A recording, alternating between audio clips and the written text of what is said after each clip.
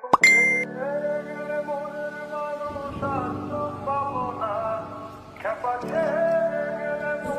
করো? বন্ধুদের সাথে তোমার না ভুলে আসলাম, আফিসকোর সাথে আড্ডা দিব। বলছো তো কি হয়েছে? জিজ্ঞেস করলে ক্ষতি আছে? না, ক্ষতি থাকবে কেন? হোয়াট এভার বলো। না থাকো, আড্ডা দাও, পরে SMS দিব। ঠিক আছে, টাটা। আচ্ছা টাটা।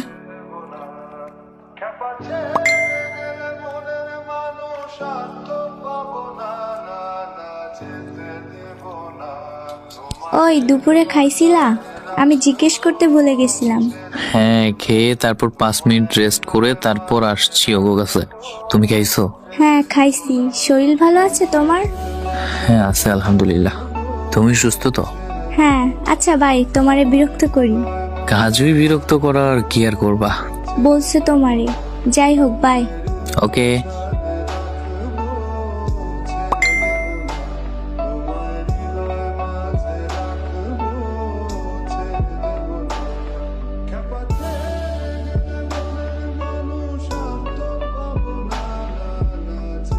আশিক।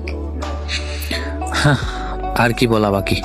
না তেমন কিছু না, শোনো, বাহিরে উল্টাপাল্টা কিছু খেও না, আর বাসায় সাবধানে আসবে।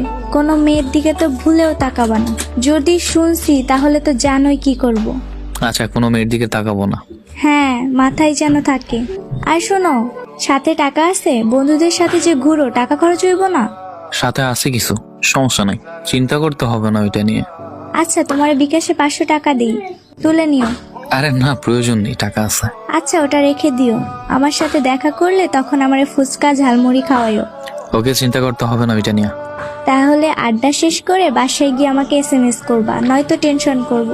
ঠিক আছে, বাই। Allah Hafiz. কেয়ার করার ক্ষেত্রে মেয়েরাই সেরা। স্বার্থহীনভাবে ভালোবাসার ক্ষেত্রে ছেলেদেরকে টপকে যাওয়া সম্ভব নয়। ভালোবাসা সুন্দর যদি একজন আরেকজনকে বুঝতে সক্ষম হয়। ভালোবাসা সুন্দর যদি দুই প্রান্তে মানুষটি সঠিক হয়। বাসায় সাবধানে যাবে এবং গিয়ে আমাকে SMS দেবে। এই কথাটা শোনার জন্য ভাগ্যের প্রয়োজন। বেঁচে থাকুক পৃথিবীর সকল সত্য ভালোবাসা। বেঁচে যাক মিথ্যা শহরের মিথ্যা ভালোবাসা।